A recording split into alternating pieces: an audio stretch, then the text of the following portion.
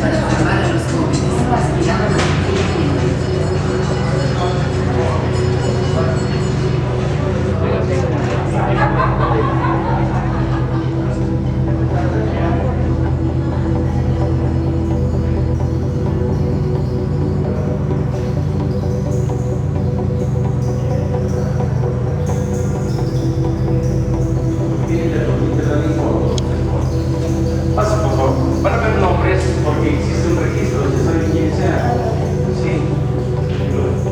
It's a sort of, horror attraction. That's what I would call it.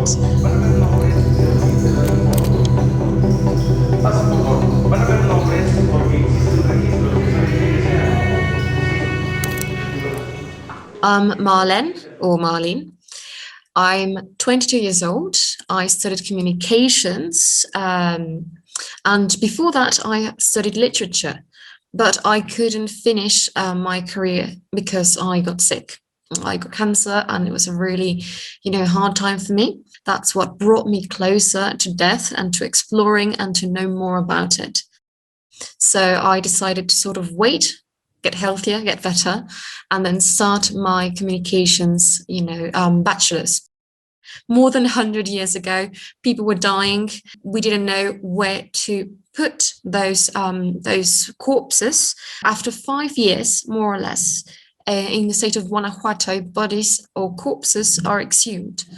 And they saw this mummified corpse, which was Remigio Leroy. He was a doctor. And this doctor was discovered to be mummified. Afterwards, they decided to check up on other bodies, and they saw that most of them were also mummified. So that's why they were sort of placed in this really tight room, which then became a museum.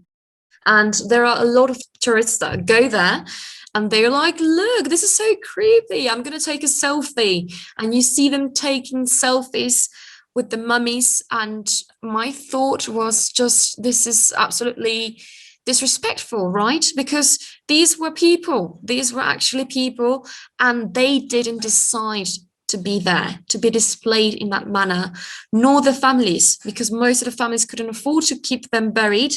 And that's simply what happened. There was a woman that was pregnant with a 7-month-old fetus, between 6 and 7 months old. And it's actually thought to be the smallest mummy in the world.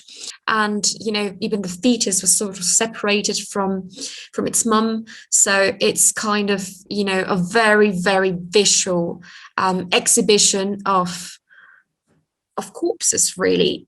I can't even explain the sort of feeling it gave me the first time I saw them. I couldn't believe what I was seeing, the way they were standing, the way they were being exhibited, because this also has a sort of creepy theme to it. You go inside, it's sort of a maze, everything's dark, and many people are scared. And I think that's natural, right? Death can be scary and it's uncertain. And this sort of mummification process, it isn't a kind of a common thing that happens. So many people are scared, and this mummy museum, it's kind of designed to scare you even more. And something also that shocked me were that most of them, they took the clothes off. So you could see even more sort of the process, right, of the composition that happened in the stomach area and other kinds of areas. But the only thing left on most of these corpses were the shoes. But I think it's also, strategically thought to say the mummies that may impact a bit more visually, we're going to sort of take the clothes off and we're only going to leave the shoes on.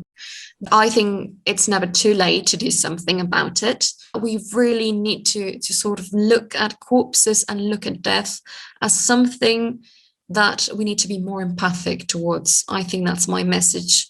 Dignity and consent, as I wrote in the article, come first. Come first before economic purposes, before profit, and before sort of stereotyping. I think that always should come first.